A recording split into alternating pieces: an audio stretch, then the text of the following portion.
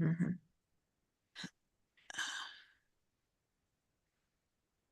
Mhm.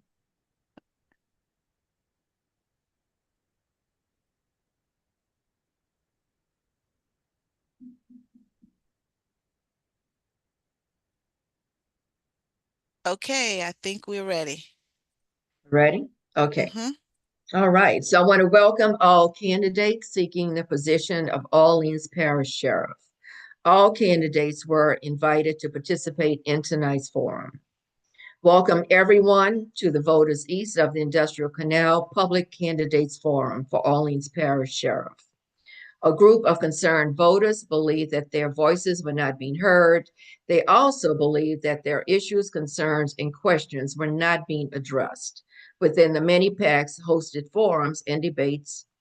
As a result, Voters East of the Industrial Canal was established in 2011. Voters East of the Industrial Canal is an organization by voters for voters that provides an open forum where candidates can holistically engage voters, our citizens who are the true decision makers on election day. Now I'd like to introduce our board of directors. We have Corinne Villavasso, who is the founder, myself, Dawn Abear, who's the chairwoman and co-founder. We have Marcia McWilliams, the vice chairman and co-founder. Good Marcia, evening. Good evening, candidates, and thank you all for participating in the forum, and good luck to each of you. Thank you. we have Mr. Ed Bluen, who is a parliamentarian and co-founder. Good evening and welcome. Okay, now I'd like to introduce our active committee members. We have Shawan Bernard. Good evening, and thank you all for joining us tonight. And we have Tina Haynes. Welcome, candidates. Thank you for joining. Thank you. So we'd like to welcome you all to our fifth evening of our 2025 series of Voters East of the Industrial Canal Municipal Candidates Forums. Tonight's questions were solicited and submitted by voters who reside east of the Industrial Canal. At this time, I would like to introduce you to our moderators for the evening for Orleans Parish Sheriff Candidate Forum. We have the Honorable Kiva Landrum.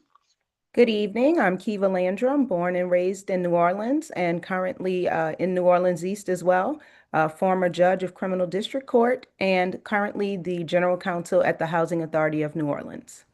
Thank you so much. And we have Dr. Sion Smith. Good evening. I'm Sayon Quiet Smith. It is a pleasure to facilitate or co-facilitate this conversation today. I am a proud New Orleanian, born in Pontchartrain Park, a resident, proud resident of New Orleans East, and I research hurricanes and disasters. Surprise, surprise with that. I've had the pleasure of serving 8 institutions of higher education, 6 of those being HBCUs and 10 in our home state of Louisiana. Look forward to the conversation. Thank you.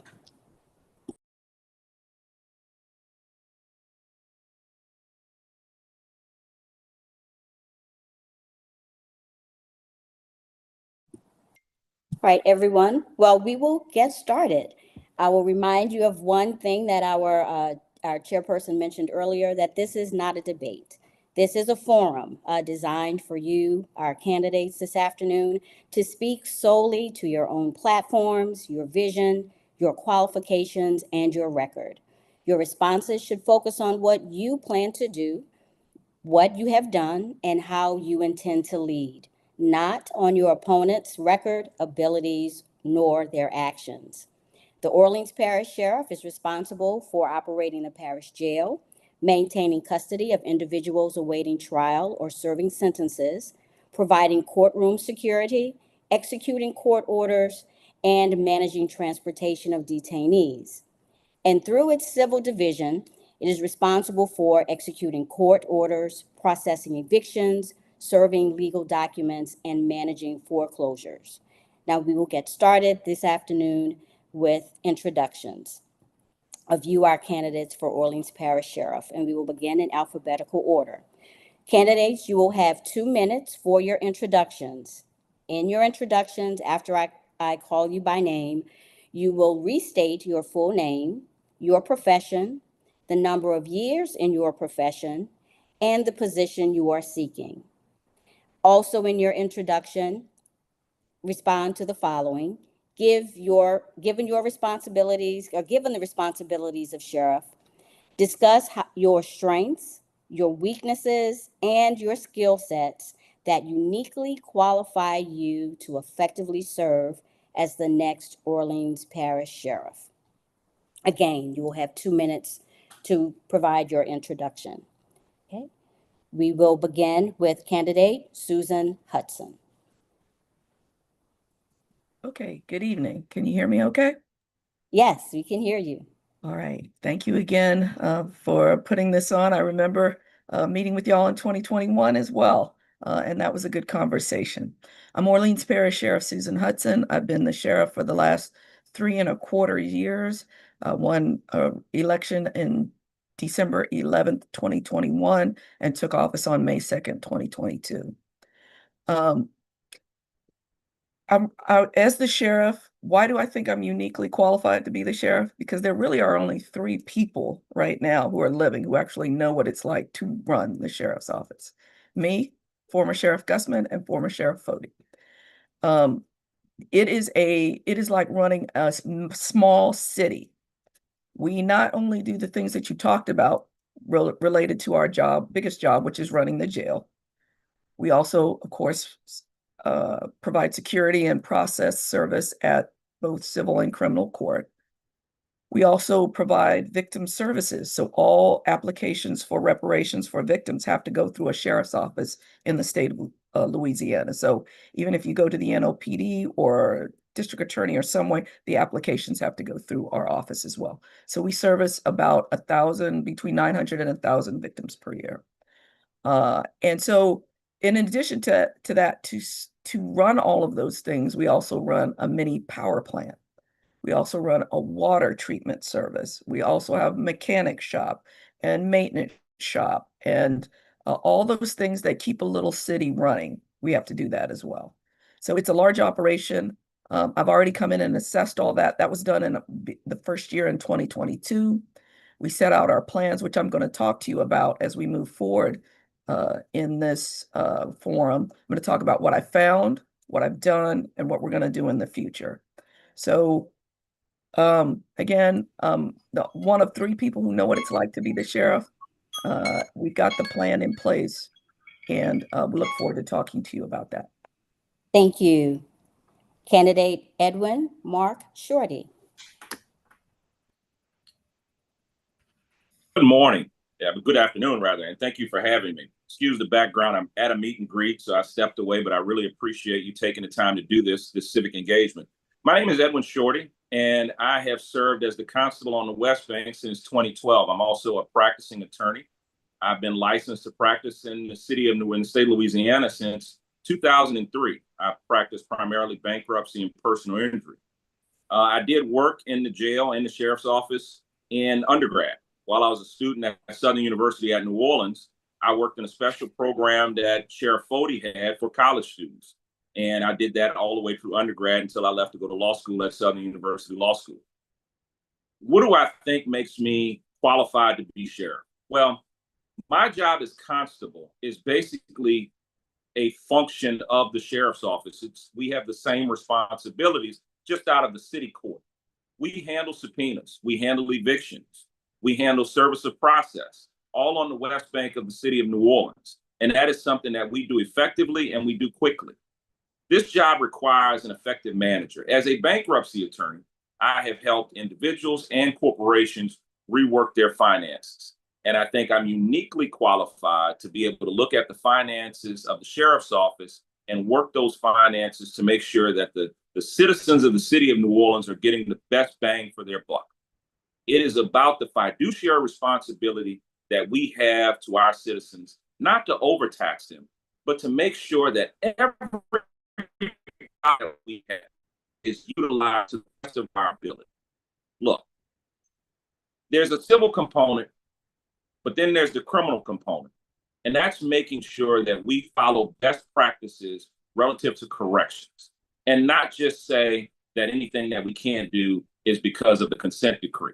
We've got to look at these things and get subject matter experts brought to bear so that we can make sure that the jail is safe, so that the citizens of the city of New Orleans and the surrounding parishes don't have to endure what they've had to endure with this breakout. Thank you, candidate Michelle Woodfork. And you have 2 minutes.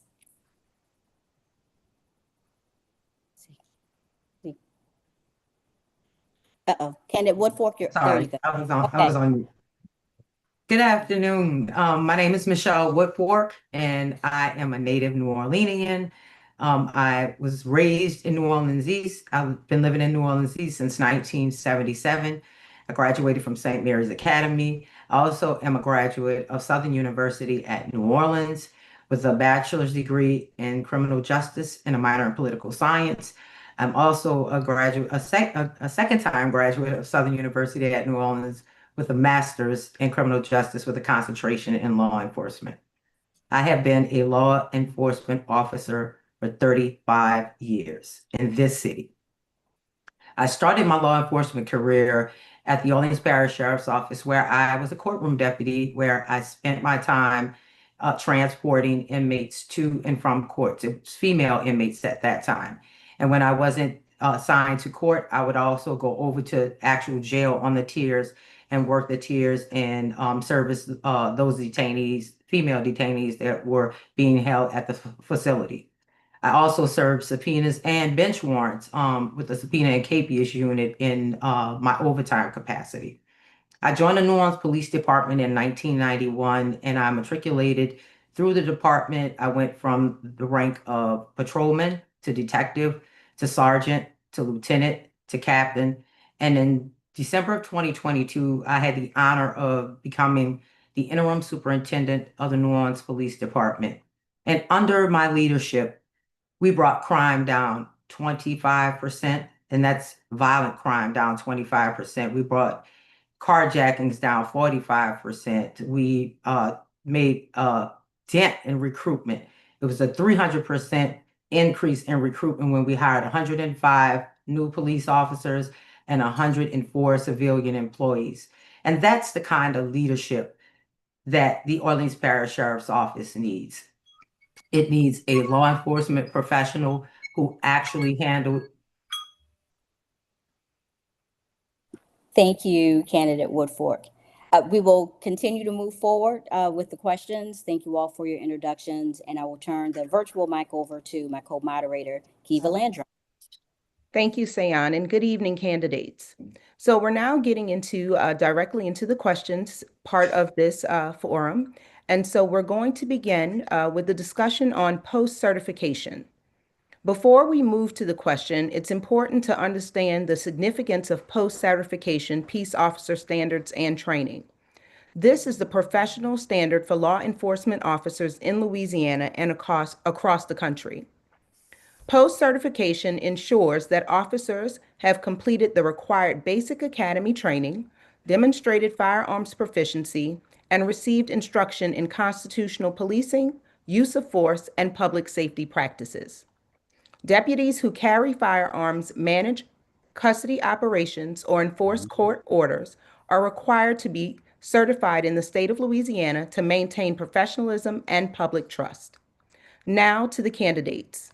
The question is, are you post-certified? If so, when did you become post-certified? Is your certification current? What is the highest rank you've achieved under the certification? And what was the most recent training you've completed to maintain or renew that certification? And so we're going to begin with candidate Woodfork. And you have 1 minute to answer the question. I was post-certified in 1990, and I remain post-certified currently. My last post-certification was done in my birth month, as we usually do, even though I am a retired New Orleans police officer. I did recertify in post-certification in this year, May of 2025. The highest rank that I reached under my post-certification was superintendent of the New Orleans Police Department, where I led a large agency, and I'm the only candidate who successfully led a large agency in consent decree compliance, recruitment. Again, I repeat that we hired 105 officers, 104 civilian employees. NOPD is currently in the sustainment period of the consent decree. And so I still remain post-certified. I still believe that I am the most qualified because I have successfully ran a large agency. Thank you. And candidate Shorty. No, I'm not post-certified. A lot of times when deputies go to recertify themselves and do post-certification, I do go out and shoot with them. But I don't want to get caught up on the idea of whether or not the sheriff needs to be post-certified. The sheriff's position is a management position. The sheriff's position is making sure that you can feed 1,300 inmates every day, breakfast, lunch, and dinner, making sure that you can properly recruit deputies, making sure that those deputies that you have are properly post-certified or receive the corrections officer training that they need. Whether or not the chief executive is post-certified doesn't change the ability to manage or deal with the funding. Post-certification doesn't teach you how to talk to your council and receive funds from the city council or deal with budgeting. So those issues are strictly management in nature. Whether or not you can effectively communicate with your state stakeholders, like your legislators up in Baton Rouge, is a completely different deal. So no, not post-certified, but I do have the requisite experience to handle this position. And I think what we are looking for and what the citizens of the city of New Orleans and the surrounding area look for is someone who's going to make sure that they're safe. Someone who is going to look at correction standards and make sure that you're following proper correction standards. And I am a lawyer. I understand unreasonable The searches and buzzer seizures. must be I understand malfunctioning. constitutional Candidate Shorty, rights. I'm sorry. The buzzer must be malfunctioning, but your time is up. Our timekeeper just said that. So thank you. I appreciate your response. And candidate Hudson, your response in 1 minute, please. Yeah, thank you. Yeah, the sheriff is commissioned by law from once they've won the election. My commission is sitting up on my wall in my office. And sheriffs are not required to go to post, but are required to go to the Louisiana Sheriff's Institute by law. And that is what I've done. I went to that in 2024, which was required by law. And that was the class I came in on. So I've completed that, all requirements for that. And every year you have to continue to have a certain amount of continuing education credits in order to remain the sheriff and commissioned as the sheriff. And I do that every year. Thank you.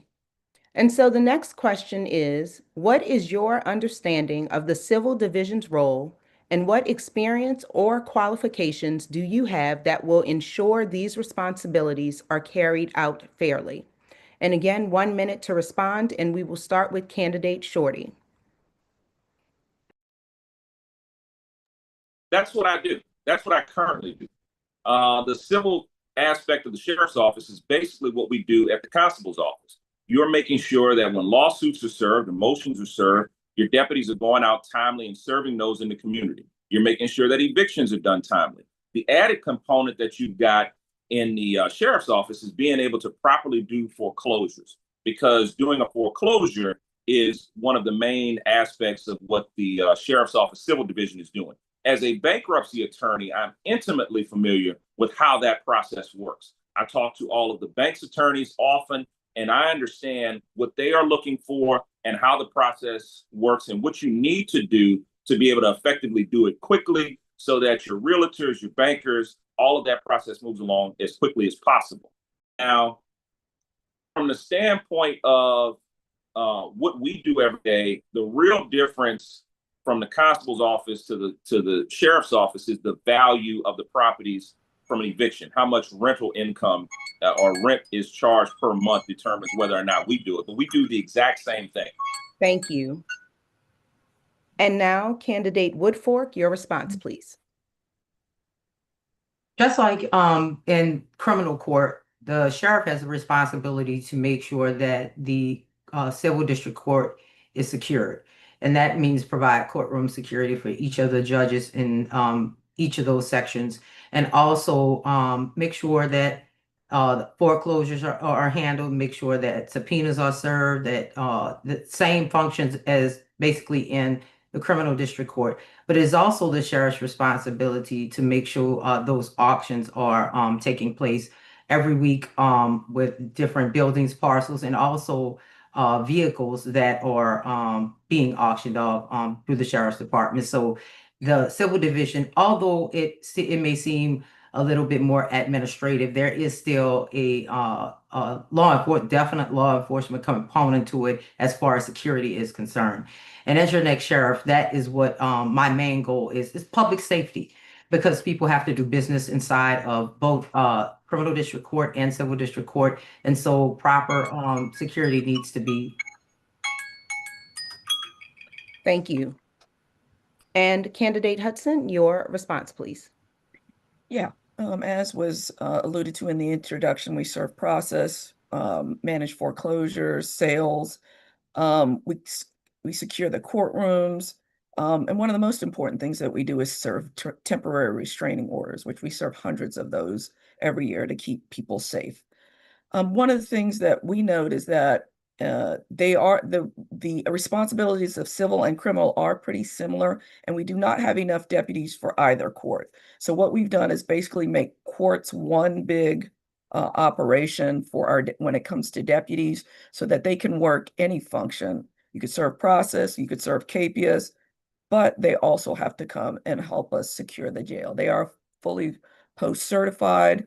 They can also work the streets when the courts are closed, such as during a hurricane or something like that. So our civil court deputies especially are very well trained, ready to get out on the street when we need them to, but they also help us in criminal district court and in the jail when they are needed. Thank you, candidates, for your responses. I'm now going to turn this over to my co-moderator for the next set of questions. Thank you. Okay, candidates, you will again have 1 minute to answer these next 2 questions, which will deal with the federal consent decree compliance.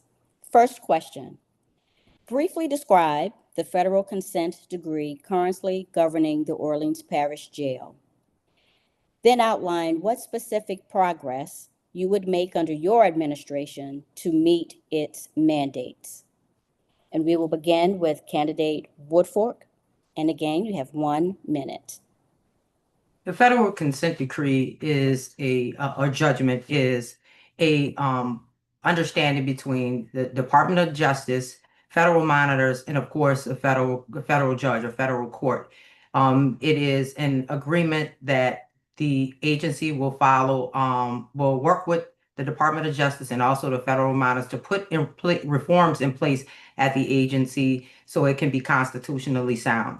As you know, as the NOPD superintendent, I moved the consent decree forward, and now the NOPD is now in the sustainment period.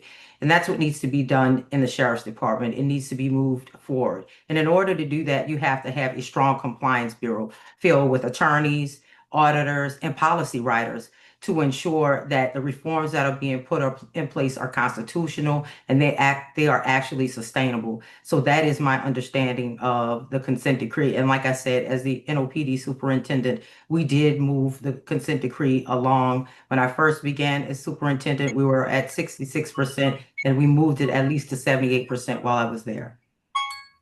Thank you. Okay. Candidate Shorty. The consent decree deals with a lot of reporting. I think people use a lot of flowery language to say, what does the consent decree mandate?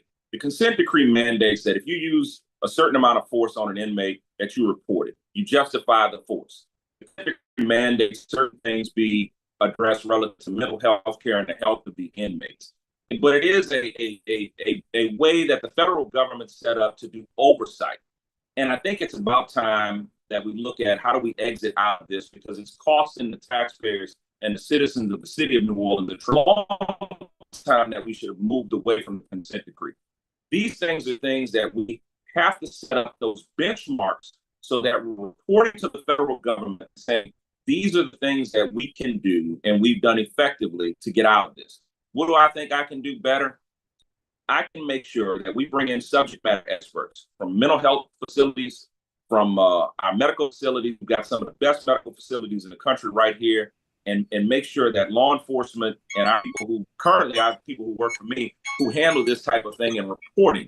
We want to report those incidents of violence and how the responses are done. Candidate Shorty, thank you for your response. And we're at time. Candidate Hudson? Thank you. As a lawyer and an oversight professional for 17 years, I had two other consent decrees I helped to bring closer to an end. LAPDs, which was ended. I was at the Los Angeles Police Department. NOPDs as well, as we were, our monitor's office helped them to get in compliance, especially when it came to the use of deadly force, which was an issue with NOPD. When I got to OPSO, we were less than 60% in substantial compliance. We now have 5 paragraphs of 174 left to get into compliance.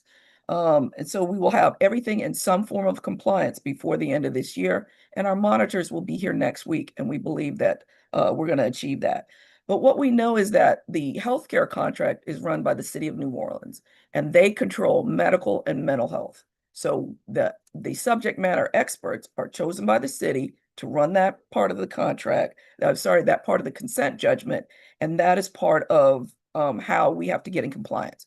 So I'll tell you this, one thing I knew is that at LAPD and NOPD, what you have to create is a compliance bureau, which I created, which I as sheriff will help us get out of this. Candidate Hudson, you're at time. Thank you. Okay. And this next question deals with the cost of compliance. And again, candidates, you have 1 minute to answer. Here's the question. How many taxpayer dollars have been spent to satisfy the mandates of the consent decree to date? What is the projected ongoing cost to Orleans Parish residents? What key components of the decree remain unmet? And what concrete steps would you take to achieve full compliance and potentially reduce or recoup costs? Okay. And we will start here with this question. Candidate Shorty. I'm not sure of the total cost of having a consent decree. Look, it's an ongoing thing, so the costs are going to constantly change. But the main thing is getting out of the consent decree. The main thing is making sure that we provide that compliance and show the court that we can report incidents of violence, that we can provide the medical treatment that's been ordered so that we don't have to stay under the consent decree. Because the cost is constant. Not only are you paying to provide the medical care in this new facility, but you're providing the lawyers to constantly bill you to go back and forth to federal court. There are a number of things. If you're in compliance, you can get out of the consent decree. But if your position is that we're not going to do the things that the court orders us to do, then you're never going to get out of the consent decree. With some conversations with the court, as a lawyer, I can tell you that I understand what's going on with the consent decree, and we can meet those benchmarks. Those benchmarks are, if there's an incident of violence, report the incident of violence. That's a very simple thing, and that's something that you should be doing anyway. Because if there's a use of force inside the jail, you've got to report that. So if you set up the basic benchmarks to deal with these issues, you can get out of the consent decree. You're at time. Thank you. All right. Candidate Hudson. Thank you. We'll talk about the cost of the consent judgment. Medical and mental health care is $20 to $21 million per year. Nowhere else in the state do you pay that much for medical care for other sheriffs who are not under a consent judgment. The cost of the monitors is between $300,000 and $500,000 per year. And we've been in the consent judgment now. This is year number 12. So those are big costs, but you also have to factor in overtime to have deputies on mandatory pods. But the issues that are left, there's only 5 left to get in compliance. 2 of those have to do with medical and mental health care. And that's our provider that's chosen by the city. The other 3 are all governed about staffing. It's about having as much staffing as you need in these pods and making sure that, you have deputies on mandatory special management pods. So we've been able to put overtime in, get folks in those, but staffing just takes time. But we've gone from 45% staffing to around 62% staffing under my leadership. Thank you. Candidate Woodfork. The cost of the consent decree is millions over a number of years. Being the interim superintendent and actually working inside of an agency that was under a federal consent decree, it takes a lot of money. You have to buy equipment. A perfect example is tasers. Back years ago when we first entered the consent decree, NOPD had to purchase tasers, and it was very costly. So over the years, as the reforms are being put in place, you spend money on different things, that different tools and things that you need in order to be in compliance in order to set reforms inside the agency. And so it is costing taxpayers millions of dollars. It costs with the NOPD, and it also costs with the Orleans Parish Sheriff's Office. So I can't give you the exact figures, but over the years, it has cost the city and its taxpayers millions of dollars. And how do you rectify that? You have to rectify that by having a robust compliance bureau. You have to make sure you. Thank you, candidate Woodfork, and thank you, candidates, for your responses. Now for the set of questions. Miss Moderator Sion, one thing, Mr. Shorty, I think I don't know if you would like to move in a different part of where you are, but I'm getting a notification that your bandwidth is very low, and what is happening, your video is not showing up in the Zoom. I'm at a meet and greet, and this was the only room I could get that's not inside the place where the party's happening.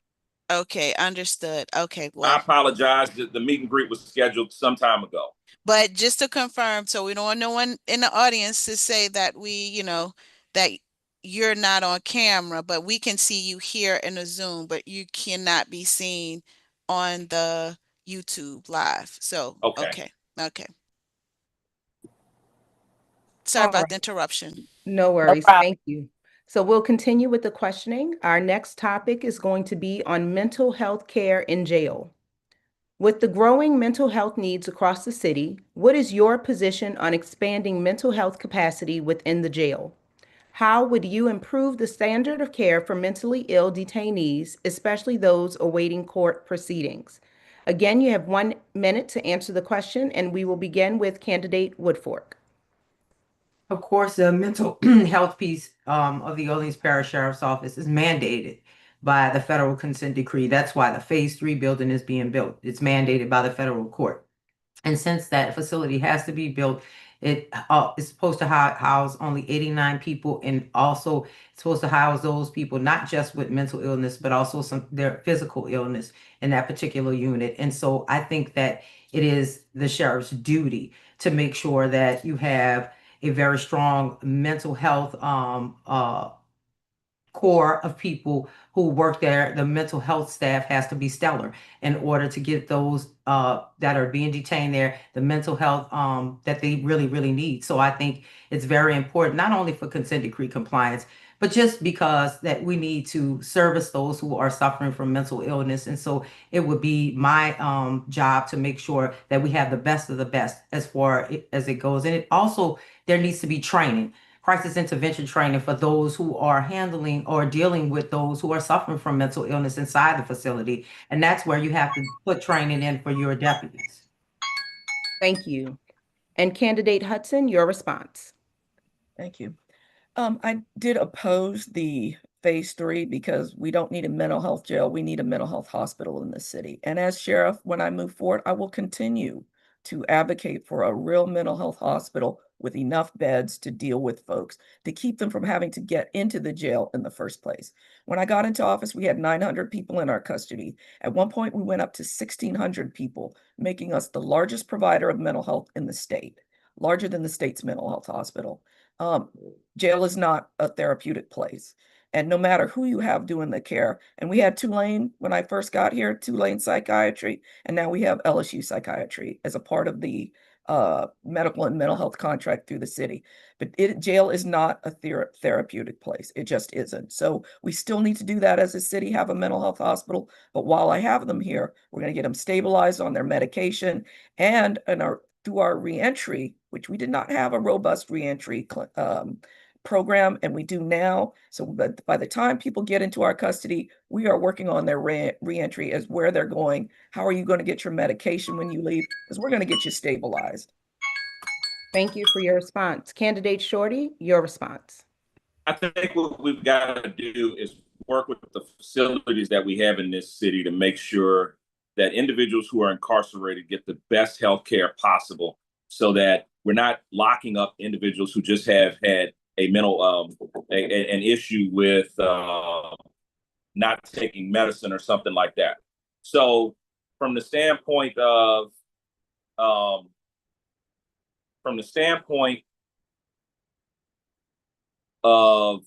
mental health issue, there's Tulane Medical Center.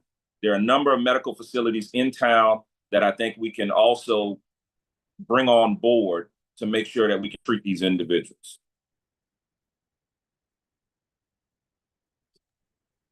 Thank you. I don't know if I heard, I'm sorry, I didn't know if I heard something. All right. No, you still have time. Go ahead. Are you done with your response, or do you still want to utilize the remaining time? I'm sorry, it froze up on me. Right. So I'm going to go ahead and take the next question, or, deliver the next question, and then maybe you can get in a better spot, because I'm having a hard time hearing you as well. All right, so we're going to move to the next topic, which is sexual assault or exploitation. There have been ongoing concerns about the safety of vulnerable detainees, particularly women, young adults, individuals with mental illness, the unhoused, and sex workers who may be at increased risk of sexual assault or exploitation while in custody. If elected sheriff, what specific policies would you implement to prevent sexual assault in the jail, ensure staff accountability under the law, and protect the dignity and rights of all individuals in your care? You have 1 minute to answer the question, and I'll begin with candidate Hudson. Yes, thank you. This is one of the most important and serious issues in running a jail. And what we do is we follow the Prison Rape Elimination Act, PREA. We have a unit specifically focused on that issue. We provide each detainee coming into custody with their rights, especially if we come with transgender or with somebody who may be LGBTQ. We have to make sure that they know we can keep them safe. They let us know if there's any issues going on with them. Our PREA staff goes into the jail regularly. Any allegation of any type of sexual misconduct of any kind, whether involving residents of the jail or our team, are thoroughly investigated. And I don't believe there's been a substantiated one in 3.25 years I've been in office. We take this very seriously. 17-year-olds who came into the jail last year are housed on their own pod. They don't all come out at the same time, but we shut down the jail to move them throughout the jail because federal guidelines said they should not see adults. We are very, very, very stringent about that. They go to schools differently as well. So we investigate all allegations. Thank you for your response. Candidate Shorty, your response. And please, if you need the question repeated, please let me know. Yes, please. Specifically, it says, if elected sheriff, what specific policies would you implement to prevent sexual assault in the jail, ensure staff accountability under the law, and protect the dignity and rights of all individuals in your care? I think this is about manpower. And what I think we would do, what I know we would do, is do a better job of recruiting. When I worked there, I worked under a special program for college students, where college students could work there part-time. There was also a program called the About Face program, where we got military individuals who were stationed here to also work in the jail part-time. You can do some flex scheduling to allow individuals who have families to work different hours. So you gotta have recruiting, because the more deputies you have, the less likely you're going to have a sexual assault incident. And if there is an incident, you can immediately respond. It is a jail. There will be incidents. The issue is, how fast can you protect individuals who are vulnerable from those incidents? And the more manpower you have, the better off you're going to be, because that's a quicker response. This is all about staffing. And when I worked there in the late 90s, there would be incidents, but the issue was we had the manpower to immediately address the incidents, immediately rebook or recharge the individual who was engaged in the incident. Thank you for your response. And candidate Woodfork, your response. Sexual assault inside the jail or in our communities is a serious crime and a serious problem. And it's going to take the sheriff to look at supervision, the management of supervision inside the jail. And in order to do that, you have to have a robust recruitment effort. And in order to have a robust recruitment effort, you have to have the funding, right? So you have to take a look at the budget. So the sexual assaults inside of there and policy, as far as the policy is concerned, is definitely going to be affected by the manpower and the budget. And so as a law enforcement leader and a manager, you have to make sure that you're putting, you're hiring the right people, and that's having a hiring criteria of those for people that you're going to hire in order to supervise those who are detained inside of the jail, and also keep the employees safe inside from any type of sexual assault. And in order to do that, you have to have, again, a robust recruitment effort and make sure that you have enough personnel to make sure that it is proper supervision. Thank you. And I have a follow-up question as we're talking about the sexual assault and or exploitation.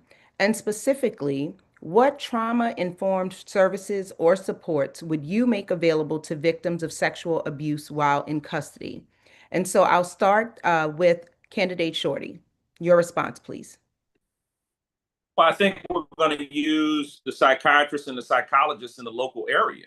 I mean, you've got medical staff, you've got medical professionals on staff, and those individuals are who you have to utilize to make sure that, one, that the incident is reported. And if you've got to have investigators come in to investigate it, you've got a unit that does that. So I don't want to say that we don't have the capacity to deal with this already. The capacity is there. You've got to utilize the capacity. You've got to make sure that the reports are done, that the investigators come in timely to gather any evidence so that individuals who are guilty of this can be charged and the appropriate matters taken into the court so that they're not in the population anymore if those individuals have to be segregated. But it's sexual assault is a very serious thing, but we're dealing with serious violent criminals all the time. So whether it's a murderer or a predator, we have to deal with all of those populations. And thank you. Thank you for your response. Candidate Woodfork, your response. And if at any time you need me to repeat the question, please let me know. You have to have the proper medical staff, right? In order to, as a police officer, I worked in the sex crimes unit for about 12 years. And when someone is sexually assaulted, there is a process. And that process involves a SANE nurse where you have to have a sexual assault examination done on you. So there is a process to it. And that needs to be, needs to have staffing inside of that agency, inside of that medical unit in order to address those sexual assault victims. And not only just to address the physicalness of it, but the mental health side of it. It's really important that you have the proper staff, medical staff that can address that. Social worker, psychologist, psychiatrist inside of the agency, actually there, ready to assist those people who have been sexually assaulted after being physically examined by a SANE nurse, because you have to have a SANE examination once you're sexually assaulted in order for the police to have the proper evidence that they need to investigate whatever the assault was, whatever type of sexual assault it was. Thank you. And candidate Hudson, your response. Yeah. What we know about the jail is that the population is filled with folks who have mental health diagnosis, addiction as well, and trauma. The trauma from the violence in the streets of New Orleans that people have lived, experienced, and seen. And so we know that part of our programming in the jail, when I got there, there was some religious programming, there was some schooling, but there wasn't programming that gets people ready to re-enter society. And that's what we focused on.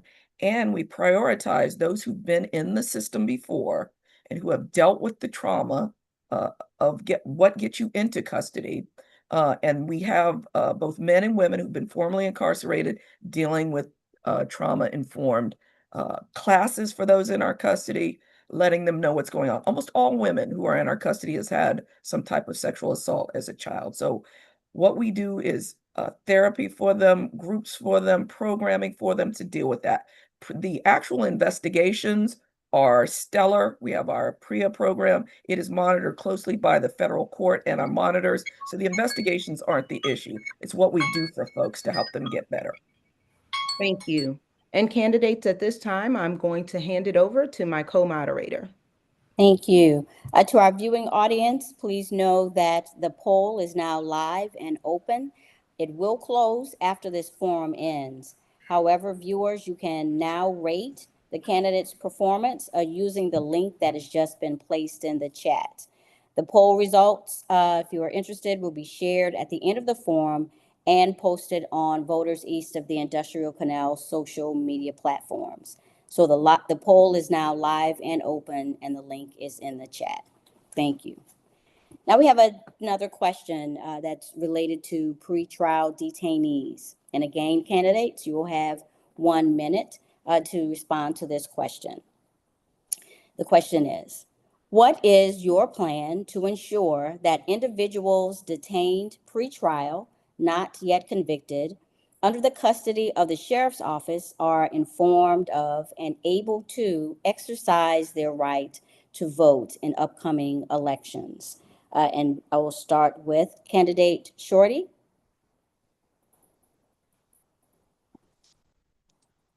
I believe that our clerk of court has done a phenomenal job in making sure that everyone in this city has access to vote. And if it requires us to get machines in the location, I'm sure there's a location where we can either do it by written ballot or have a machine brought over.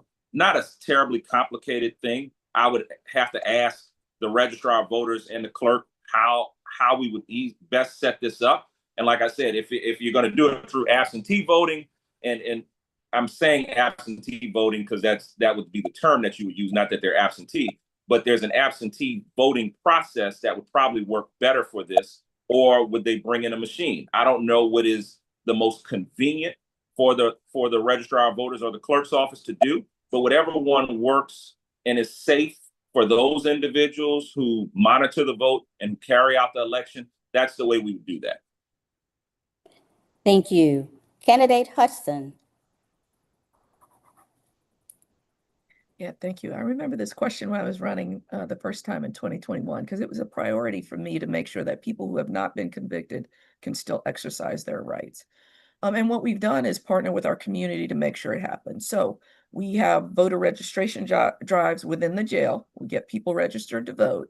Our registrar has come in and they actually have to do the oath of office. Come in and swear in folks who are and get them to sign on their registration. For those who are first-time voters, we've actually done that and publicized that.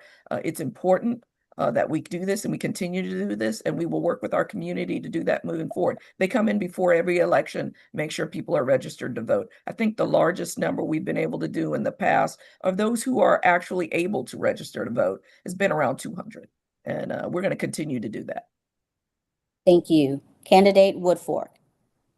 I think it's important that the sheriff proactively contacts a register of voters and make sure anybody who has not yet been convicted of any crime, felony crime, make sure that they have their rights met to vote.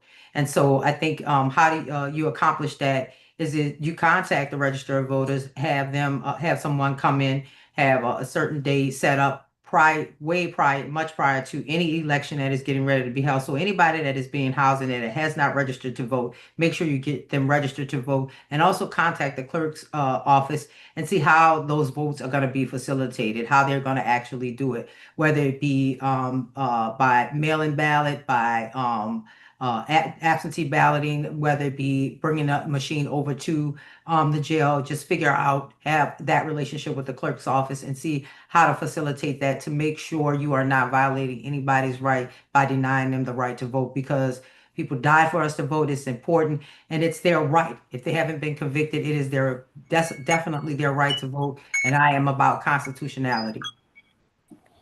Thank you. Co-moderator Kiva Landrum, I'll turn it back over to you. Thank you. And candidates, again, thank you all for your responses. We are approaching the end of our scheduled time, but we do have one final question from the community. And it is on the topic of public safety, inmate well-being, and jail facility management. The Orleans Parish Sheriff is responsible for ensuring the safety of the public, the well-being of inmates, and the overall management of the jail system. Yet concerns remain about the quality of life inside the jail, including reports of unsafe conditions, inadequate staffing, and poor facility maintenance. You have 1 minute to answer this question. If elected, how will you improve the quality, safety, and oversight of jail operations from facility conditions to staff professionalism to ensure a system that is secure, humane, and accountable to both the public and those in custody? And we'll begin with candidate Woodfork.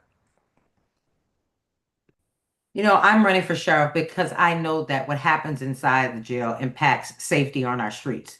It impacts our families. It impacts businesses that come into our community. And so it is important that people who work inside the facility and who are housed inside the facility are kept safe. And in order to do that, you have to have proper staffing. You have to make sure the facility is functioning properly. You have to make sure that it's sanitary, and you have to definitely make sure that the people that we are housing there, make sure they get all their rehabilitation needs met and have those reentry programs when they walk out the door. And that's how that's what I'm going to do as your next sheriff. Thank you. Candidate Shorty.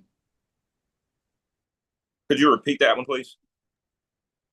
If elected, how will you improve the quality, safety, and oversight of jail operations from facility conditions to staff professionalism to ensure a system that is secure, humane, and accountable to both the public and those in custody?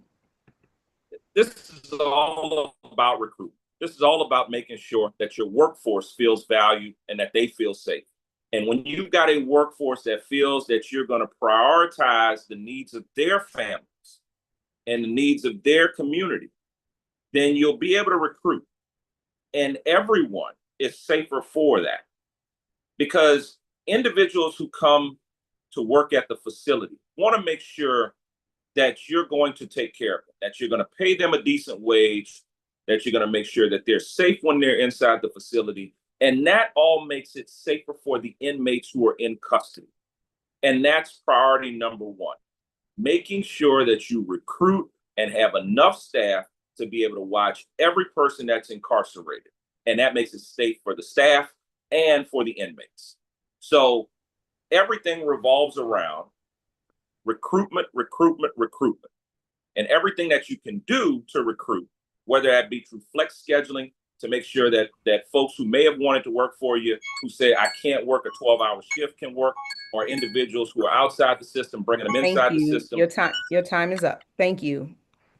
And candidate Hudson, your response.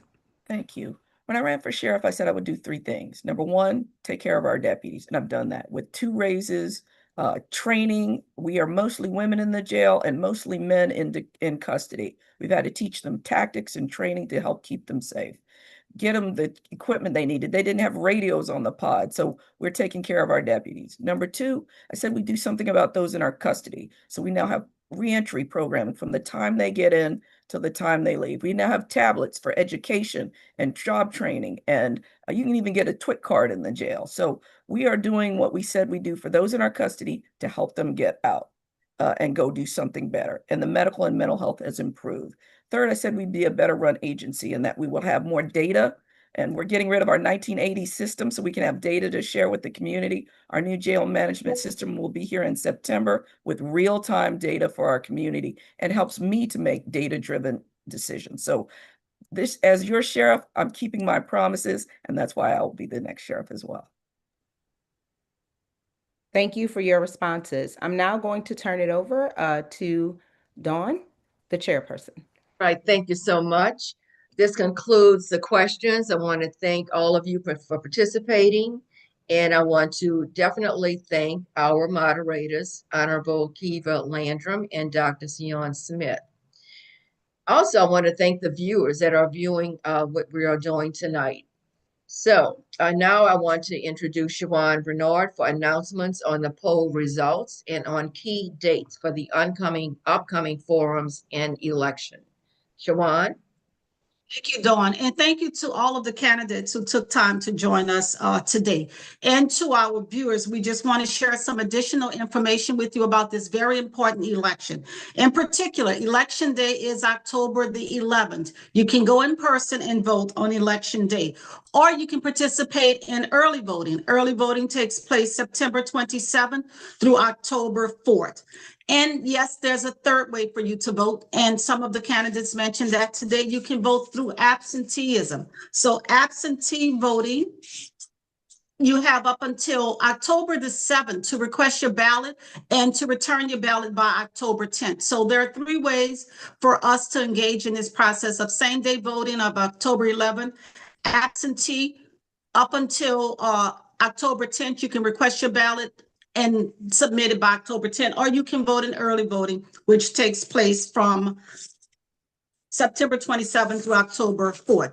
But before you can vote, we need to make sure that you're a registered voter. So registration, paper registration or in-person registration, you can still do up until September 10th in order to cast your vote for October the 11th. The deadline for virtual voting registration is September the 20th. So make sure you're registered to vote and make sure that you take advantage of voting to have your voices heard. The next slide. The next slide, we're going to talk about how to, if you qualify to cast absentee ballots. And in Louisiana, you need a reason to cast your ballot early. You can do it if you're a senior citizen, 65 or older, if you have a voter with disability, if you're a student who's attending school away from the parish and you won't be here for election day, you can vote absentee. If you're a member of the military, or if you have any reason, any personal travel or any reason, you can request an absentee ballot. You can request an absentee ballot if you're in the clergy. Or if you're incarcerated, as our guests have indicated, and you have not been convicted of a felony, you can vote absentee. And also, if you have jury duty, hospital stay, or any emergency situation in the state of Louisiana, you can request an absentee ballot. And I think that concludes the announcements. Remember, the Register of Voters office is located at City Hall, or you can also find out information about absentee voting along with registration through our Go Vote app with the state of Louisiana. So now we're going to get to the polling results. And Corinne is going to share those on the screen.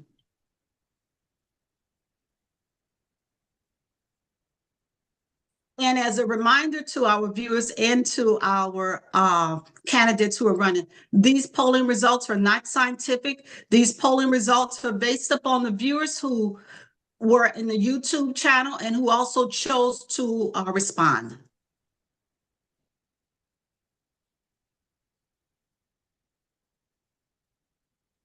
And so the questions are listed at the top, and this one in particular speaks about which candidate made the strongest case of managing the Orleans Parish Sheriff's Office. So there's a pie that displays those results from the viewers who have chose to participate. And also at the bottom, it gives a scale about what color coordinates with the candidates' responses.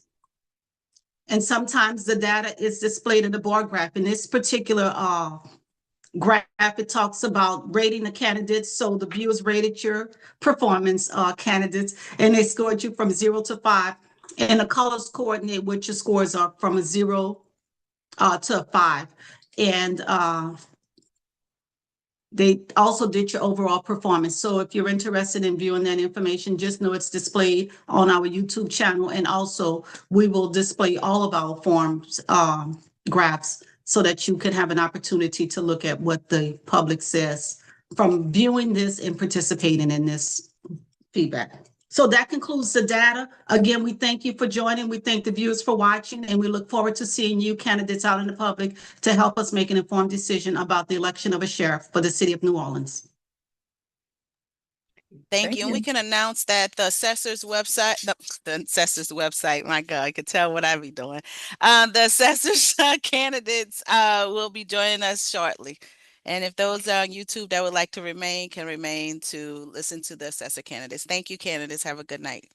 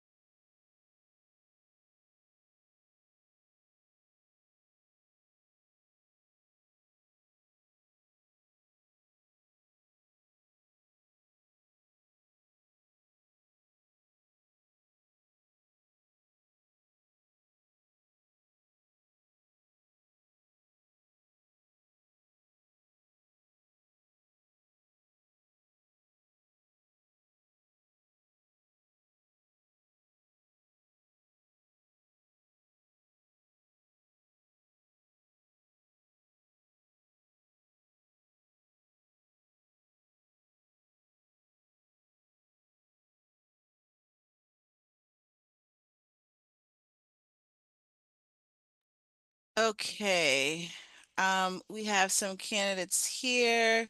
I'm gonna go ahead and take you off mic. I ask you to unmute, and can you come on camera and make sure that everything's working? Okay, I think we have, okay, ask to unmute. Earl, if you can come on camera. Oh, Mr. Williams is here. There he is. Gonna go ahead and promote to panelists. Gotcha. The video at the bottom. Video. See which one's got video. Okay, Earl, we can hear you, but we can't see you.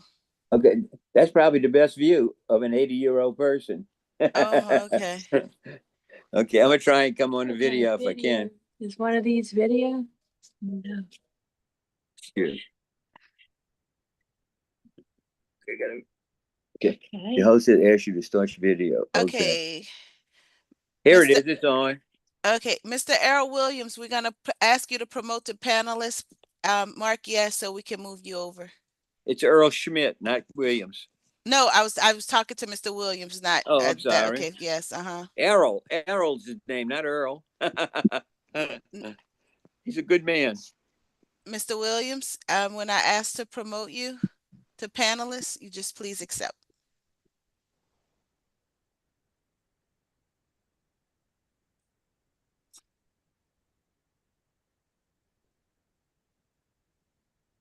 I see a good.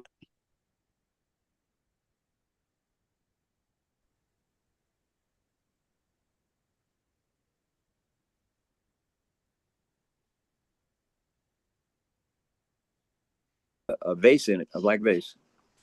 And he's got a nice thing around his neck. It looks like a Lions Club. Same as get my Lions Club one. He's got it on him. Go get mine, honey.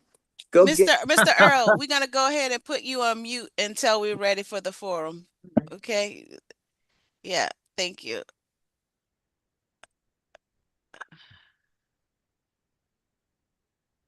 No.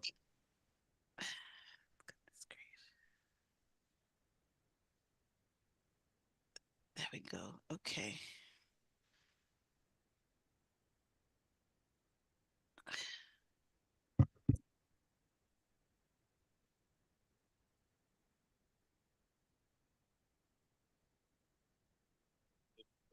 Hey, Mr. Williams, I'm gonna, there's something should pop up that says I'm promoting you to panelists. You have to accept it. Yeah, okay.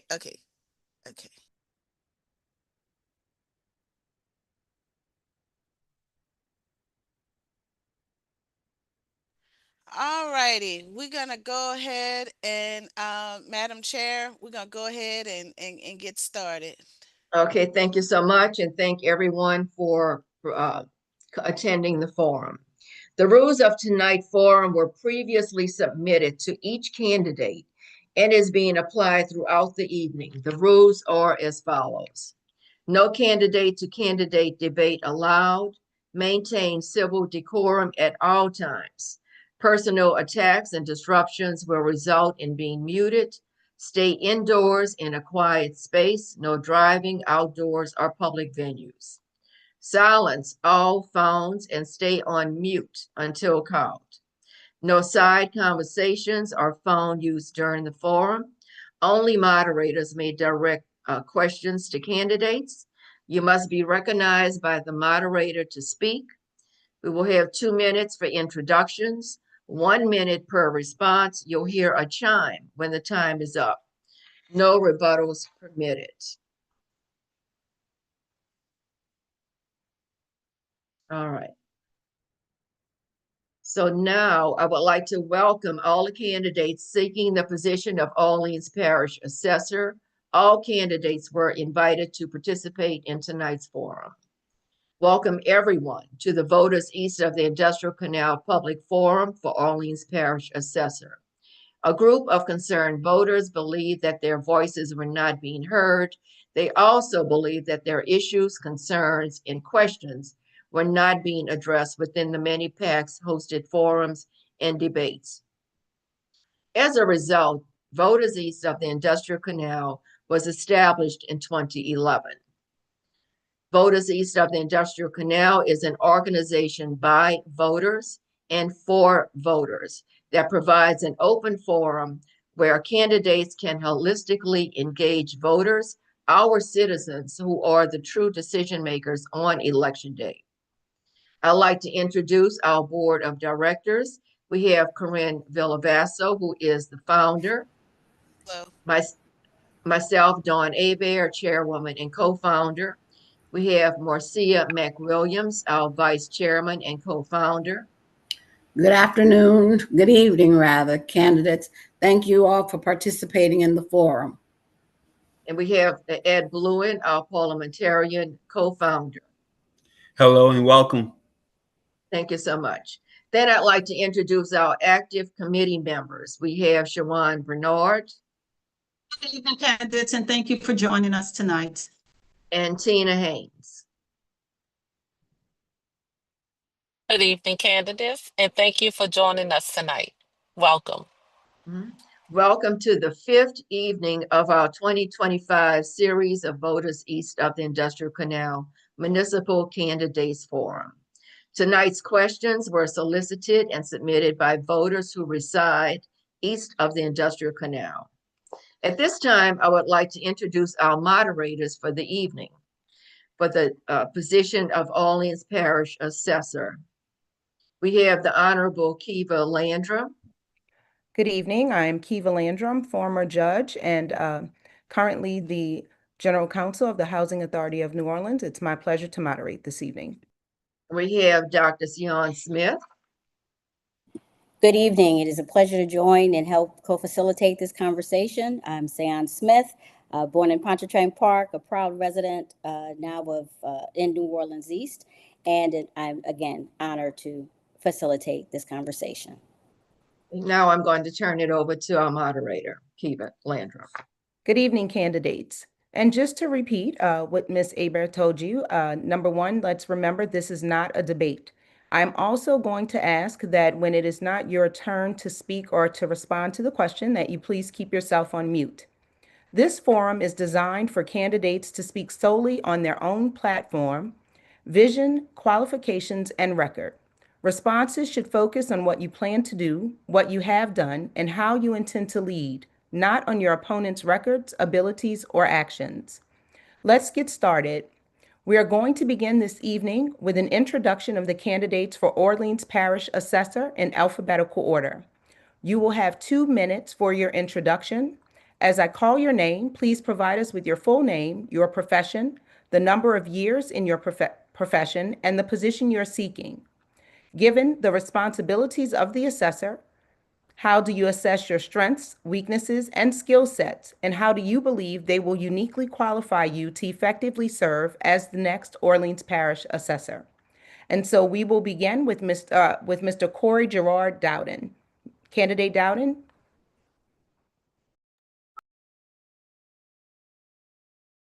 You're on mute. Hey, how you doing tonight? Good evening. Thank Well, you. good evening. Good evening to everyone. And once again, my name is C. Gerard Dowden, but they call me Corey Gerard Dowden. And what makes me unique for this position, I live from downtown, uptown, around the corner, back down the street. I live basically everywhere. Went to John McDonald Senior High School. In Salute, we have our annual thing just coming up. And then I went to Tulane, uptown, where I got different uptown life. Lived on the West Bank as well too. So what make me qualify for this? Because I'm always on a winning team. I'm always winning championships. That's how I look at things. I look at any kind of business. It's like getting a group of people together to be successful, and that's it. And being an assessor, we need to get all our people together, everyone from some uptown, downtown, East Bank, whatever, together so we can win a championship with our properties. Thank you. And now we'll have the introduction from Candidate Cassius H. Peeler. Thank you, Ms. Landrum. First, I want to thank Voters East of the Industrial Canal for organizing these forums, for providing information on how to vote and how to register. I've served as a poll worker in my neighborhood on Election Day and volunteered to register voters in the naturalization ceremonies for new citizens, and it's a humbling experience to help someone register to vote for the first time. We can't take that right for granted. So my name is Cassius Peeler. I'm running to be your next Orleans Parish tax assessor. I'm both an architect and an attorney. I've worked in affordable housing and community development for over 25 years. As an attorney, I was lead counsel for public agencies financing or directly developing over $360 million in public and affordable housing projects across the country. But I've also worked in housing policy with the U.S. Green Building Council, and I've been a local housing advocate, serving as president and commissioner of HANO, the Housing Authority of New Orleans. But I'm also an educator, and I see the assessor's office as having a responsibility to help residents understand their assessments, put them in context with their neighbors, and to plan for the future. So I first taught as an adjunct professor at Howard University in DC before coming home to New Orleans in 2010 when I started teaching at Tulane, where I spent the last 10 years as director of the graduate and undergraduate programs in real estate development. Of course, you learn a lot as a teacher too, but helping people understand and navigate complex topics is part of my qualification for this office. When New Orleans was the Big Easy, part of what made it easy was affordable, dignified housing in culturally rich neighborhoods. I think city government can help us get back there by focusing on affordability, transparency, and collaboration. The assessor's office in particular can do more. That's why I hope you'll vote for Cassius Peeler for assessor on October 11th. Thank you. And now we'll hear from candidate Earl J. Schmidt.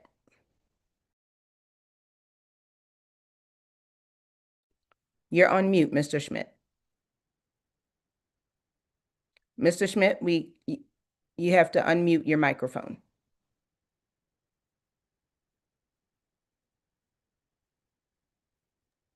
I'm unmuted. Thank you so much.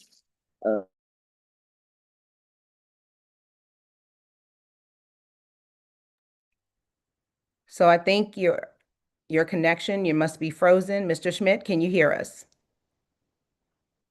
Okay, Schmidt Jr. Candidate. Okay. Hola, start my time now, please. Hola, soy Earl J. Schmidt Jr., candidato Assessor de Nueva New Orleans, número 12. I am Earl J. Schmidt Jr., candidate for Assessor of New Orleans, number 12. I have numerous experiences in many areas. I'm an attorney since 1969 and been in total practice since 1988 through now. I have served on the Louisiana Constitutional Convention. I was elected amongst our 25,000 voters on the West Bank of New Orleans, and I helped write all of the Constitution for revenue, finance, and taxation, which include the rules and regulations which supposed to have been implemented and followed for the assessor's office. I have been elected as the president of the original Rotary Club of Louisiana, of New Orleans, and also I'm the membership officer and for the Lions Club, New Orleans Algiers Lions Club. I was interim secretary of the Knights of Columbus. I was an appraiser. I appraised the Galleria in Metairie 2 times, one for 140 something million, one for 130 something million. My wife and I have appraised apartment complexes in St. Tammany of over 100 homes one time. And we have done many things. Thank you. Thank you for your response. And next we'll hear from candidate Errol Williams.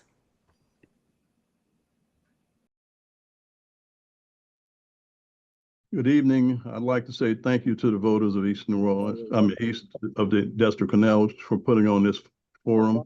Okay, my name is Errol Williams. I am a candidate for Hold on one moment for me, Mr. Williams. Mr. Schmidt, if you can please mute your microphone. Yes, is it on? How can it be on? I have it on. So we need you to mute your microphone. Why does it mute? I didn't even put it on mute. Oh, shoot. You need to put it on mute because we can hear you and another candidate is speaking. Yes. I don't even know how to do that. Oh, here it is. For our support system, can we mute Mr.? Thank you. Again, Judge, thank you for getting this matter resolved. My name is Errol Williams, and I am a candidate for re-election to the Orleans Parish Assessor's Office. I was born in New Orleans at Charity Hospital. I was raised in the St. Bernard Housing Development, okay, and on the Lower Ninth Ward on Tupelo Street.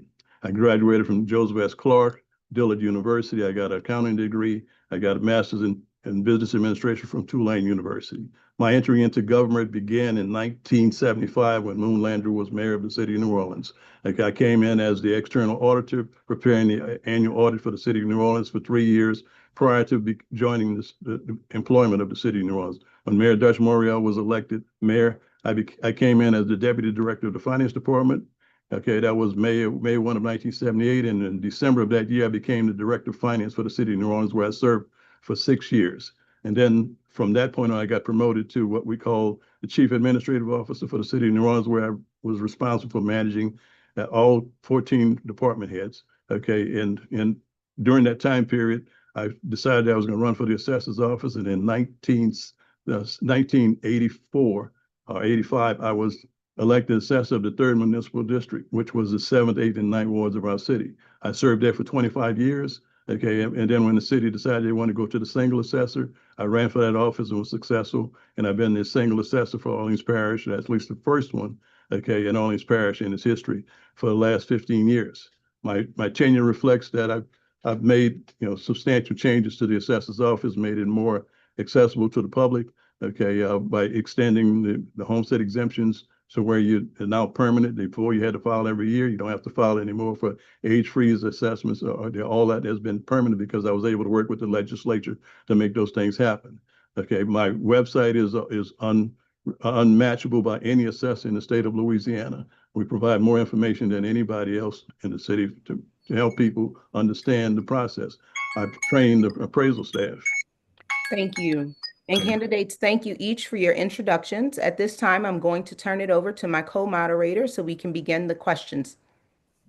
Okay, thank you. All right, we'll begin this next round of questions dealing with tax terms. First question, and candidates, you will have 2 minutes to answer each question.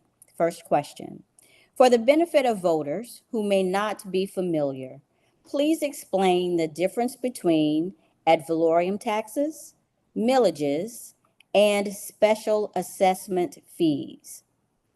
Why is it important that residents understand how these mechanisms function?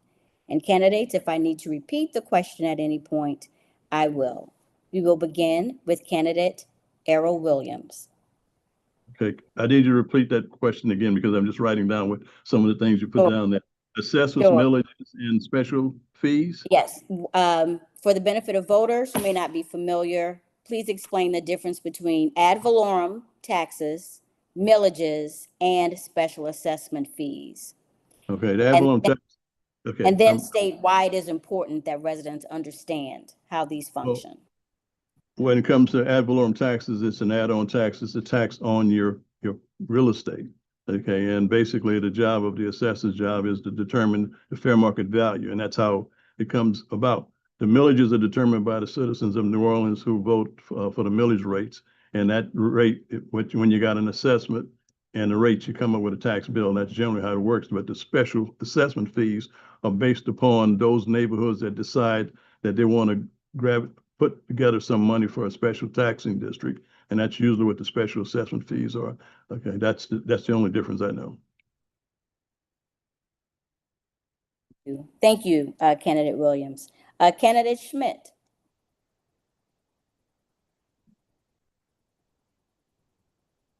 Uh-oh. Candidate Schmidt, I think you're still muted.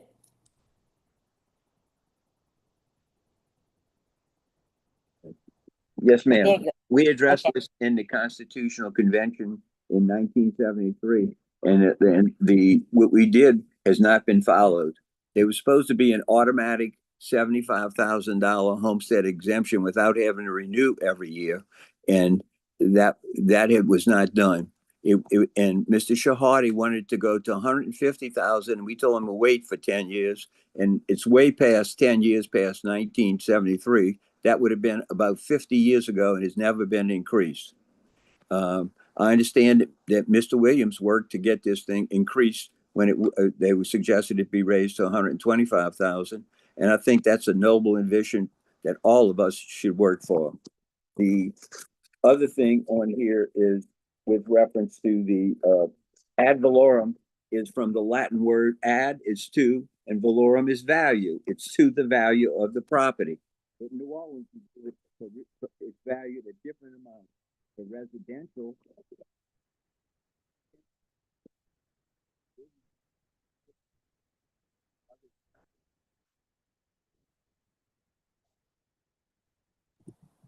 Candidate Schmidt, we can't hear you.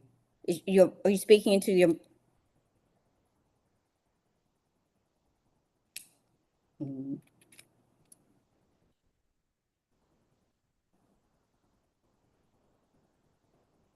Candidate Schmidt, can you hear me?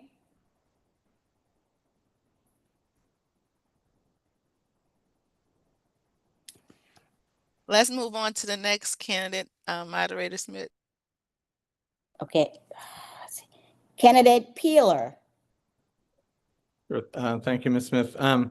I think the gentleman is trying to say that ad valorem means per value, by value of your property. So that's the main job of the assessor, is to determine the value of the property. But I think one thing that's important for people to understand is that that determination, that assessment, doesn't dictate what your actual taxes are. That the other elected officials, typically in the city, set the millage rate, which is the rate that you asked about as well, kind of defining that, and that's based on per $1,000 of value of your house, as assessed by the assessor. And then there are special rates that are often voted on through a special election, like the recent sheriff's election to fund the sheriff. So those are set by voters either directly or indirectly. And I think that's something important about the property tax, is that it's a very local tax. So you can, voters have the opportunity to weigh in on it very directly, and they also can see the impact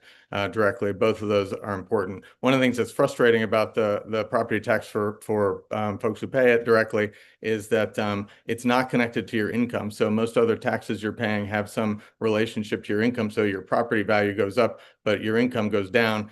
You still have to pay taxes based on that property tax. So that's something that's often causing some confusion and challenge. It's important to be aware of and help people understand. Thank you. Thank you. Candidate Dowden. Such great answers for all candidates. And let me say that what's the most important thing about this, that we as citizens, we got to pay these stuff. Now, how do we get to a point where these things are transparent? How these things are, equally levied throughout the whole city? that, from commercial to, to residential, everything had to be on the same type of system where it was comparable and equal to everyone not paying their proper, portion of the things that is needed for to sustain our community. So, again, it's a tax that is levied on all our people, and we need to go ahead on and find out and figure out a way to lessen that burden and make sure that fees are going to the right places and to the right hands so it can do the right cause for the people. Thank you. Okay. Our next question deals with fairness in property assessments. Again, candidates, you have 2 minutes to answer this question. And here's the question. Historically, majority Black communities across the United States have experienced the devaluation of properties, affecting generational wealth and access to investment. How would you, as assessor, ensure fair and equitable property assessments in New Orleans while also balancing other important tax policy criteria such as adaptability, administrative ease, economic impact, and social equity?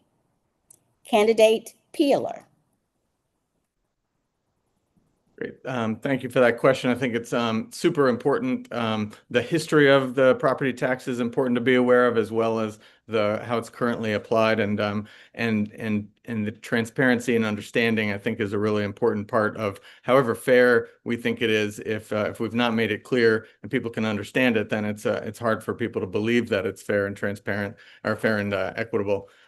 There are international standards, and I'd say that Mr. Williams and the office that we have today is meeting those international standards. That's super important. We shouldn't take that for granted. But as you suggested, it's also true that there's some inequity built into those standards. There's a systemic variety such that very low-valued homes are often overassessed, and very high-valued homes are often underassessed relative to each other. So that's not something somebody intentionally has to do. It's something that we see across the country. Many jurisdictions are spending time trying to understand that better and see ways they can fix it. I would recommend that we have a tax equity commission that we could put together in partnership with the new leadership at the city next year to bring a number of perspectives in to understand why that's happening, and to address problems that can help improve the standards nationally, but also make it applicable to New Orleans. I think in terms of where that's happening, east of the Industrial Canal is a place where a lot of homes are overassessed, again, statistically. And I think that we can get better data. That's also one way to improve it, getting better data, and also having a transparent and effective appeals process so that people can bring new information when they think that it's unfair based on the information we've provided through the assessor's office. Thank you. Candidate Dowden. And if I need to repeat the question, just let me know. Well, history tell us what's going on right now. Look at since Katrina, have something even changed? Well, I said to my people that it's time for a change in our way of handling all this type of situation that we're going through. It's about being much more creative, innovative in our approach, and even collecting the funds. There's ways that we can, when we collect funds, that we can put in a certain kind of way so it can gain interest, certain kind of thing, so it can benefit, and put in a certain pot so it can benefit the special needs of our people. There's so much things that we can do, and like I said again, I am Errol Williams fan. He's been for a long time, and I always ask him, can I be, his right-hand man? And I say it because a simple fact that I know for a fact there's ways that we can improve what is needed to be done for the people of New Orleans. So I'm here just to be a conduit, to be a servant, and my record stands. I've been part of a group for 20 years here in New Orleans, Justice and Beyond, fighting for the rights of our public, fighting for the rights of our people, and getting things done for our people in the way that it will not hurt their pockets, it will not hurt them not eating their food, right, and not losing their property for over taxes or over foreclosure. It's ways that we can prevent that and save our people for the headaches and trouble. So, and I just said to him, I said, yo, let me assist you in what I need to do so we can get this job done. Simple. Thank you. Candidate Schmidt.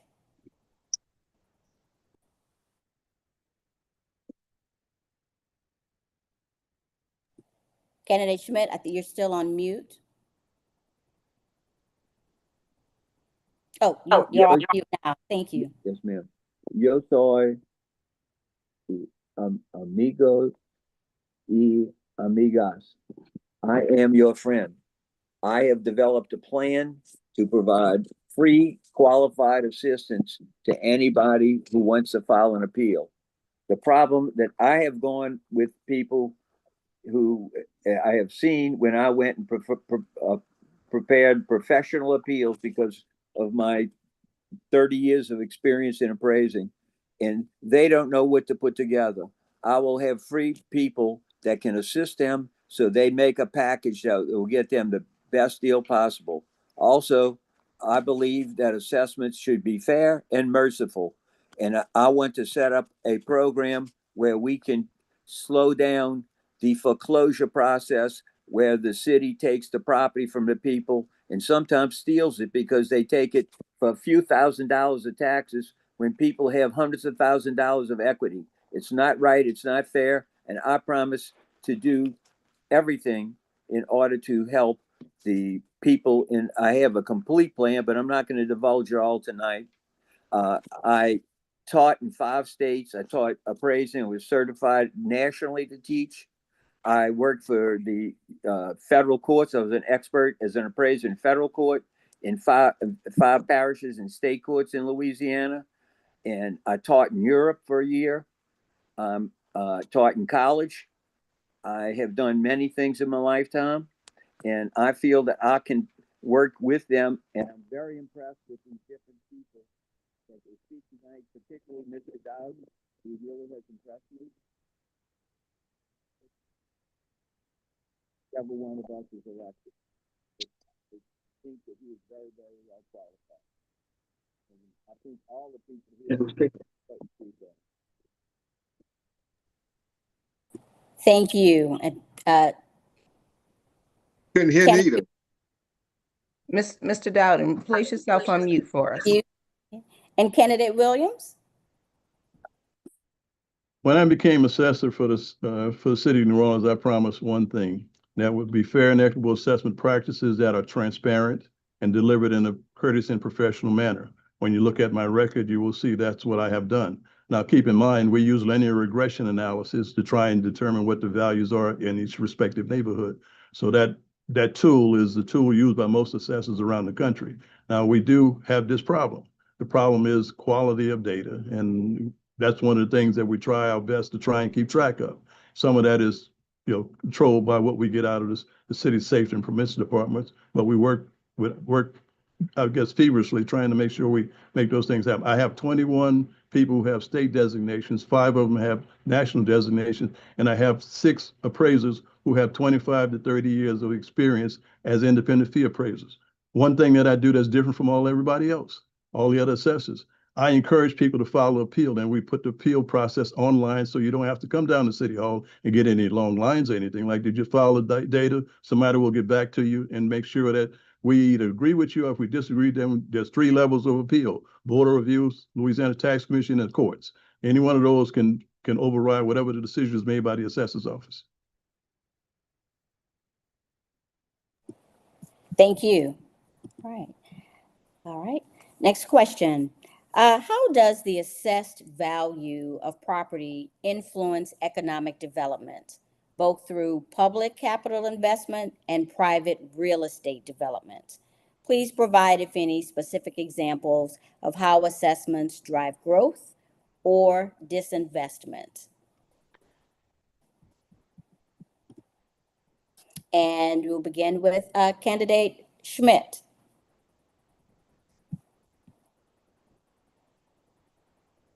Candidate Schmidt, can you still be on mute? Well, Candidate Peeler, while Candidate Schmidt, oh, that's okay. Candidate Schmidt is now unmuted. Okay, Yes, ma'am. Candidate Schmidt. Would you Candidate repeat that question, ma'am? will follow candidate Schmidt. Yes, ma'am. Would you repeat that question? Sure, I will. How does the assessed value of property influence economic development, both through public capital investment and private real estate development? Please provide specific examples, if any, of how assessments drive growth or disinvestment. And candidates, we're starting our 1 minute round of responses. Who is starting, ma'am? Candidate Schmidt? Yes, ma'am. I graduated with a Master's of Business Administration from Tulane University. I have a real estate license. I taught real estate and certified by the Mr. Schmidt, please speak into the mic. We can't hear you. Yes, ma'am.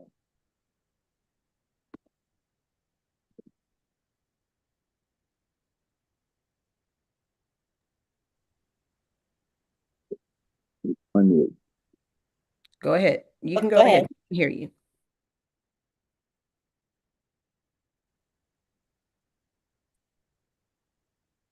Can you get this thing on? Candidate Schmidt, we can hear you. Yeah, can you hear me? Yes, we can hear you. Okay, good. Okay. Yes, ma'am. For some reason, it's got on mute on mine. You can hear me though, huh? Yes, we can hear you. Okay. I was Do you need me to repeat the question? yes, ma'am. Okay. The question is, how does the assessed value of property influence economic development, both through public capital investment and private real estate development? And provide any specific examples, if any, of how assessments drive growth or disinvestment. And this question, you have 1 minute to respond.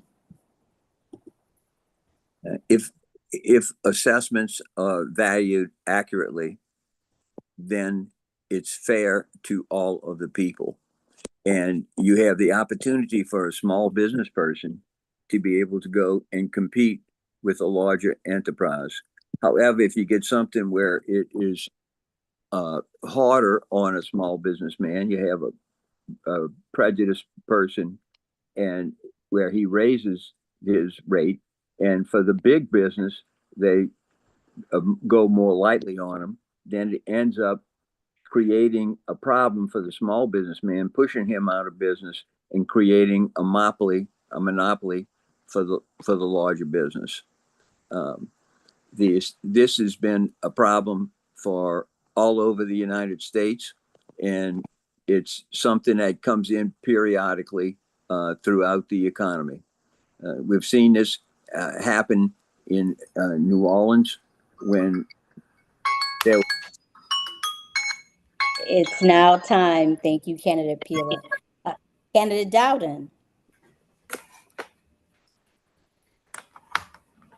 Well, let me start by saying that, talk to the other guy. It's the surplus when it's foreclosed. The surplus, you go get your money back, right?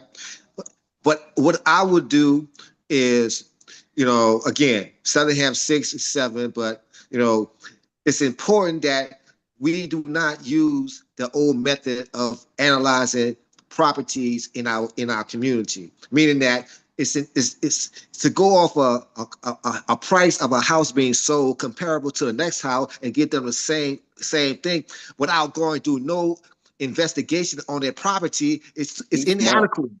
So we have to go to each and every house and get the accurate estimate so we can know what to use and use in a way to increase and decrease the certain populations of our people to actually get some type of, some quality, affordable homes, get all the stuff and drive businesses here because of our, taxes and our land.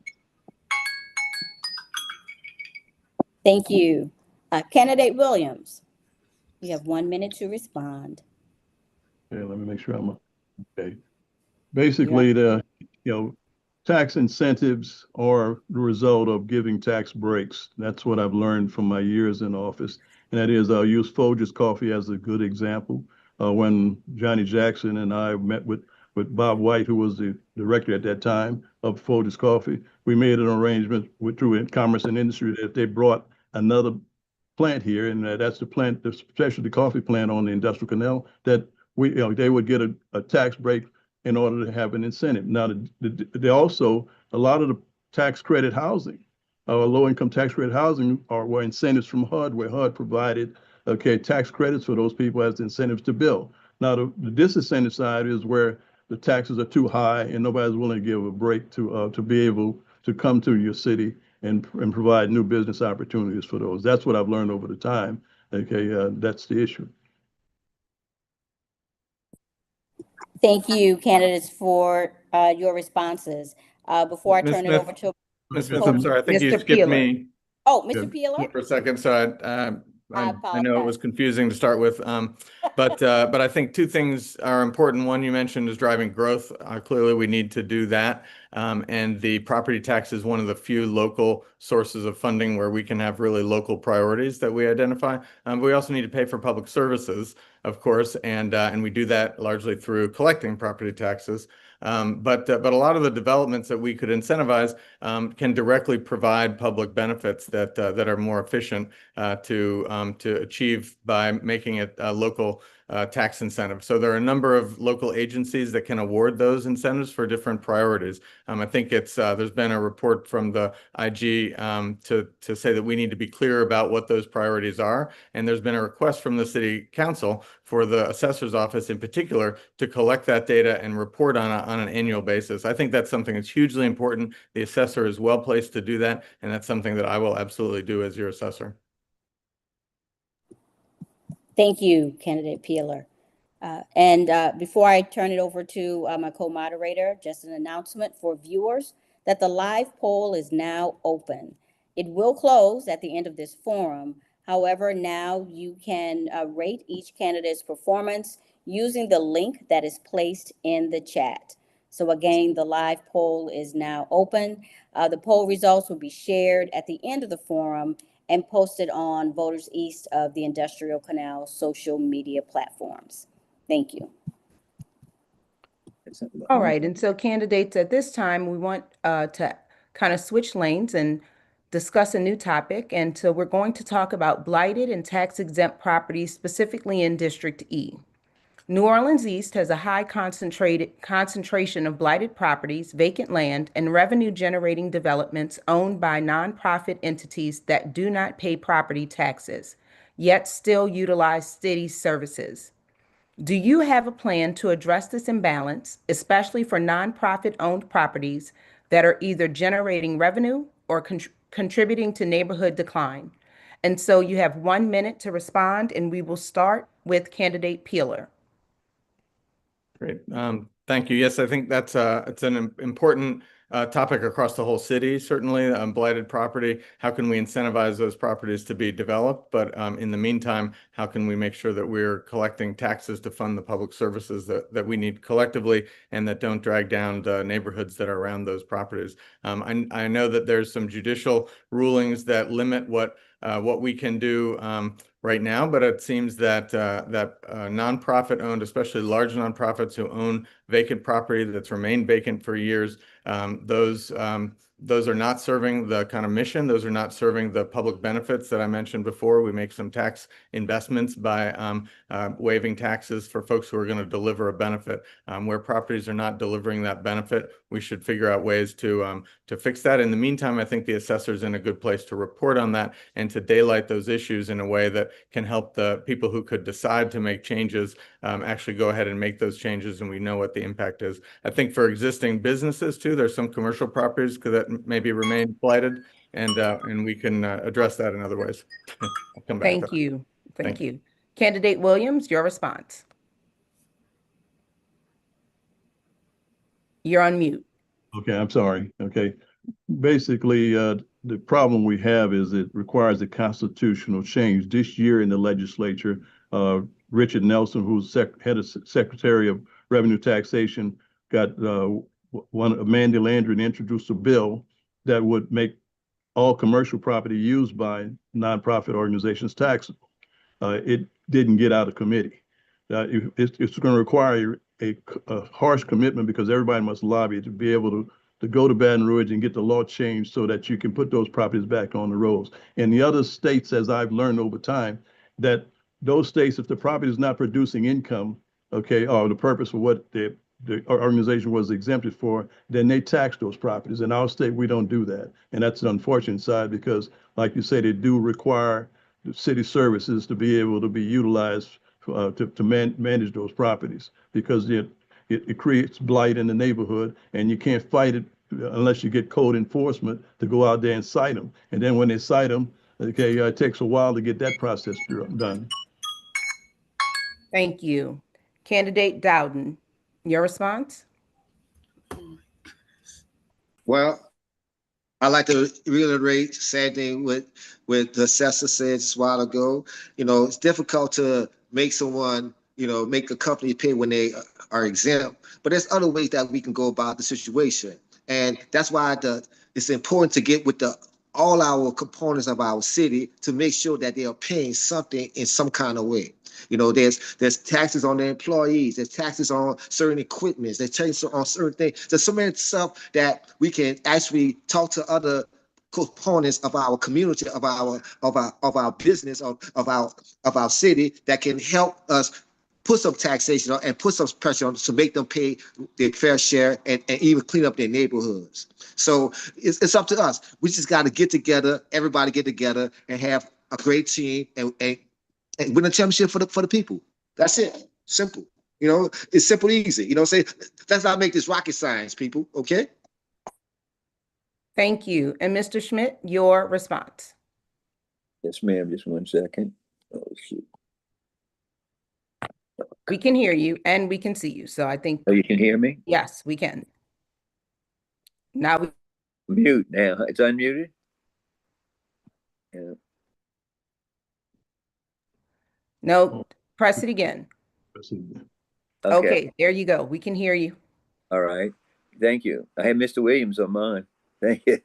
All right. Yeah. This is Earl J. Schmidt Jr. And I think this is a big problem, but not for the reason that you think. I'm investigating a case right now where they have had these nonprofits have gone and sucked the city for money for years. Then they sold it. We don't know what happens to the money after they sell it. Why don't they create a lien against it for the taxes that would have been due? And at that time to review and see whether or not they really were a nonprofit during that period of time. Have a hearing on it. If they are a nonprofit, can prove it, then that's fine. But if they're not, they should be able to go back and pay the taxes and the interest on those taxes and make it equitable for everybody. And you'll find out that things will be different than they are right now. The other things that the big problem is one you're not hitting on is that there are the tax thing to take profit from poor people. Thank you. We appreciate your response. Your time has expired. Okay, so let's switch gears for just a second. We are approaching the end of our scheduled time, but we do have one final question from the community for each of the candidates. And this is about impact fees on nonprofit properties. Would you support implementing an impact fee on tax-exempt nonprofit properties undergoing new construction or major renovation, which would be 50% or more, to help offset the costs of roads, drainage, emergency services, and infrastructure directly impacted by growth? And so we'll start that question with candidate Williams.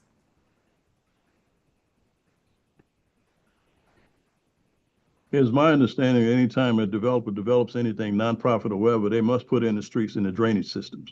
Okay, however, that I'm a supporter of impact fees because, you know, otherwise everybody who's left on the vine that pays property taxes is picking up the tab for those issues. My record reflects that I've been in a lot of litigation with nonprofit organizations over some of the same issues, not impact fees, but paying their fair share of property taxes for commercial use of their property. Thank you. Candidate Peeler. Thank you. I mean, I haven't seen that exact proposal. I do think, as Mr. Williams said, there's often fees that are paid as part of any development. But I think the more complex we make this, sometimes the more inequitable the development is, and oftentimes something you try to solve one thing and you think this is a good idea, but it has implications. It has other distortions that it creates, and people who have a lot of lawyers and accountants can get around it, and other people have a hard time doing it. So in general, I think we should come up with some things that are fair and efficient, and that's often very simple to understand. But this is clearly an issue, and we should be finding a way to make sure that we're paying for all of the services that have to be delivered. Thank you for your response. Candidate Schmidt.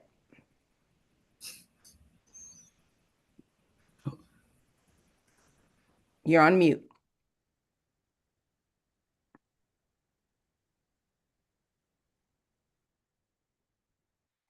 So let me take candidate Dowden until you can figure out the microphone. Oh, there you go. Go ahead. Mine says mute, and yet I can talk. Well, we can hear you now. So your response, please. I was saying that candidate Peeler did a great job. I think that he is hitting the nail on the head. Each person has been bringing out good points. I believe that anybody you pick from this group will be well qualified. Whether you can pick me or not, I'm 80 years old, but somebody said you might die. Speak into the microphone for me, mister. Don't touch anything. Just kind of adjust. There you go. Oh, there you go. Okay. Okay. My hand was over it, ma'am. Okay. I'm sorry. But I'm saying I'm 80 years old, and somebody told me I may die in a year. I said, if they die in a year, you get to pick one of these other people to take my place, and you can get the best of me, the best of Mr. Williams, and the best of the next one all together, and you got a good team put together. All of these people are great. I've enjoyed each one of them. Miss Landrum, Miss Smith, and she may be related to me because we actually have Smiths in our family, and they're dark also, and we love them as we love all people.